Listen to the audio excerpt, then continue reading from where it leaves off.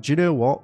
It could be the easiest thing. Pivot and just cover a different game. But do you know what? I'm going to see this game till the end because I believe in the team and I believe in Andrew Gower. And this is going to be one of the biggest gaming comebacks in history, where a game has 20,000 people, now to 500, 600. This is going to be Andrew Gower's redemption story, if you like, and the team's redemption story. In my opinion, I think we're going to see a resurgence of Brighter Shores in the long term. Hello, do I still play Brighter Shores? Should have a bit of my cup of tea. Lovely. And the answer to this question is real life. So I have been working on things in real life. For example, the gym. I keep going 2 to 3 times a week. I've gone from 16.7 stone down to 15.1 stone. And that might not seem a lot, but I am trying to get in a more healthy shape and just a healthier mindset and healthier eating. And then I've also had some changes in my personal relationships, and I'm working on trying to finish my doctorate. It's an incredibly hard thing to do. And then deciding what I want to do after my doctorate. So I come from a marketing and business background. So I want to consider what I want to do afterwards, which is maybe I work for a marketing agency, helping out with marketing, or go into teaching with more hours. So real life has got in the way. What's that meant? Well, I haven't really been logged into the game for the past number of weeks. What has brought me back, though, is the new content that's just come out. And I'm going to talk about why I think the future of the game, after its rocky start, is going to see some massive improvements as it goes forward. And give this video a chance. Try to watch it all the way through. So yes, I am still playing now. I only log on in a casual manner, maybe 2 to 3 hours a day maximum, sometimes a bit longer, but essentially I am only playing more casually. I am not racing for Hopeport top 10 anymore, should I say, or top 5 anymore. There was one point that I was trying to do that, but I just can't keep up with some of these players. The amount that they can play is just astronomical. I cannot keep up with it. Going to casually get to 500 all in Hopeport, and I will probably be the first one to do it factionless, which is kind of weird, but that's kind of fun actually. My stats at the moment, I'll just let you know as a quick update. There are 500 forager, 272 fisher, 420 chef, and 437 alchemy. Now, what did bring me back? It was the new quest release that they announced and is now live into the game. It's new content. And then also the Easter event. I needed to collect my Hopeport outfit.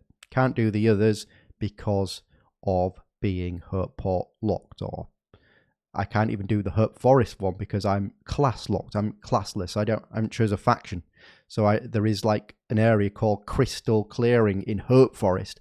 I can't even collect the egg from there. There's like one egg and I cannot get it because I need to choose a class, a faction, before I get it. So I can only actually collect the only Easter cosmetic that's available. Moving on. So what is this new content? So it was this released quest called Herbalist Hurdle Quest. And it was quite a fun one. It was well written and I liked the expansion to the map it gave to Hopeport. And the idea that there was this kind of secret garden, if you like, behind the bookshelf. And the moving boxes puzzle was quite nice as part of the quest as well. It was a nice touch. And the reward for the quest was fantastic. And it was a nice little kind of side quest. It didn't take too long to complete. I mean, you could probably get it done very, very quickly. You only need a certain amount of foraging levels. I think it's in the 40s. And then a certain alchemy level. I'll put the levels up on screen.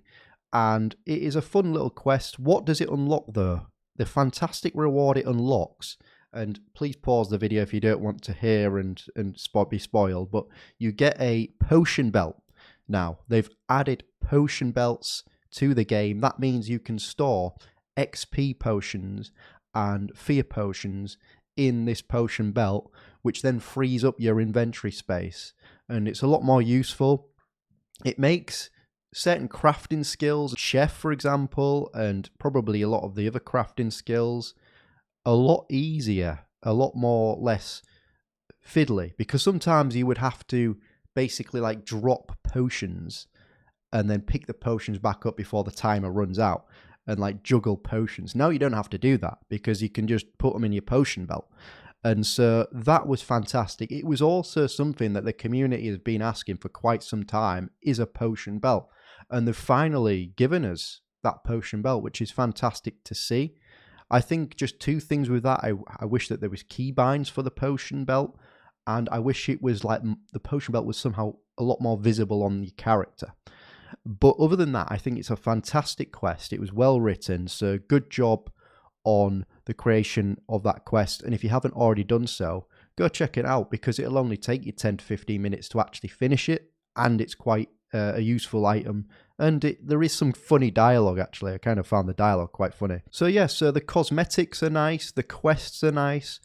There is also this plan where they do this weekly leak, which is, they've started doing this recently. Every week they let you know what is being worked on in the game with a checklist of what's been ticked off and what hasn't been ticked off. And they are working on multiple quests adding to the game. And then they're also working on other types of content that is coming into the game as well. And so it's nice to see that. I really do wish we just had some kind of entry-level boss to kill, and they just got like 2 devs together to just really focus on like, right, how do we just add like just an entry-level boss that's maybe got a scalable level and that's got a unique reward? How can we just get this into the game? I wish they turned the mushroom, they added some like mushroom mobs. They turned them into passive activities, the mushroom monsters.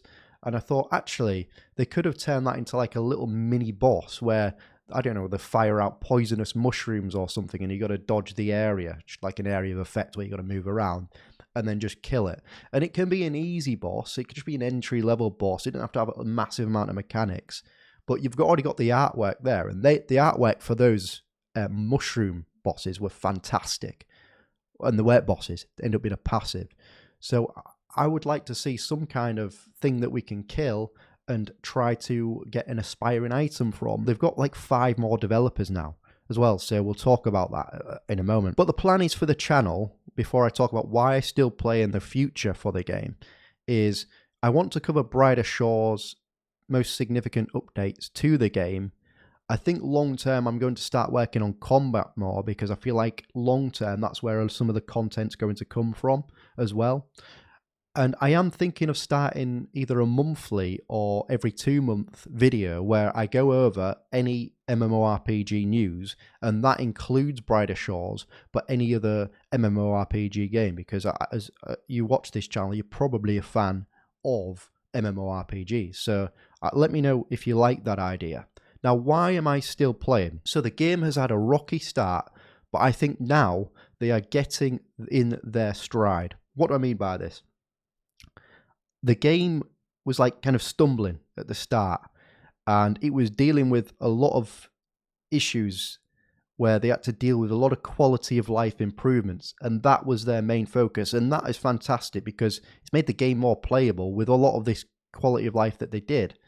But what that meant is there wasn't much content being added to the game. So once people kind of made their way through all the 4 areas, Kren, Minor Mantuban, Hope Forest, and Hopeport, and they did the main quest lines, and that was it, they start to think, well, what else can I do here other than level up really high level in a skill? And some people love to do that. I love to do that. I like the idea of leveling up a skill, and if you want a grindy game, this is one of them. Now, but essentially there wasn't content being added to the game for a long time because of the dealing with quality of life and then some other issues as well. But what they've now done is they've hired 5 more people. 5 more people. They've effectively doubled, I think almost doubled, the team size for the game. So what that means is that Andrew Gower is doubling down on the game, okay, and the longevity of the game. And, you know, an MMORPG, it's not like, it's an ongoing process. The game is like, it's a consistent world, evolves over time. An MMORPG is something that just improves over time, and content gets added and more stuff gets added over time. And so this is what's essentially going to be happening now, is with the 5 new developers, the weekly leak updates that they're doing to tell us what they have been working on and how close they are to certain content, they are going to completely ramp up content in the game. I really do believe this. I think that we're going to see a lot more things added to the game, and what that is going to do, slowly trickle back some players. And essentially, we're going to start to see the player count growing again from its very low base at the moment. Now, that might take some time, and it might take a few content updates before the person that is like semi-interested in the game will come back, right? So if they added like 3 new quests, a new boss, they've added trading, they've added something else, they might, okay, right, fair enough, they've updated the game a lot here, let's go check it out. So I think as more content comes out, more content is added, that's going to be good for the game. And I believe in the foundation of Brighter Shores. I think that the foundation of the game is good. It really just needs more content. It needs different avenues to play, more bosses, more quests, trading, all these sorts of stuff. And the idea is I am basically loyal, okay? So I'll have my criticisms of the game. My last video was very critical of the getting the game out there, shouting about the game, essentially. And so I was critical a little bit, but I am loyal to the game and I want the game to succeed, and I hope it does succeed. And what I would say is just give the game a bit more of a chance. Let's see how things develop in the next 6 months, knowing that they've just doubled their team size. They're not really focusing as much on quality of life, but I'm now focusing on effectively adding content to the game that you can then try out. Do you know what? It could be the easiest thing. It could be the easiest thing for me to just pivot and just cover a different game. That could be the easiest thing for me to do. But do you know what? I'm going to see this game till the end. And I'm going to stick with this game till the end. Why? Because I believe in the team. And I believe in Andrew Gower. And this is going to be, I hope, one of the biggest gaming comebacks in history, where a game has had 20,000 people online on day one, now to 500, 600. And I think we're going to see a climb up. This is going to be Andrew Gower's redemption story, if you like, and the team's redemption story.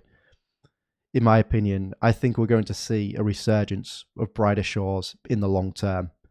All we need is more content, more stuff to do. Let's see it happen. Thanks for watching. Don't forget to subscribe to the channel. Don't forget to smash the like button for the YouTube algorithm. And I'll see you all in my next video.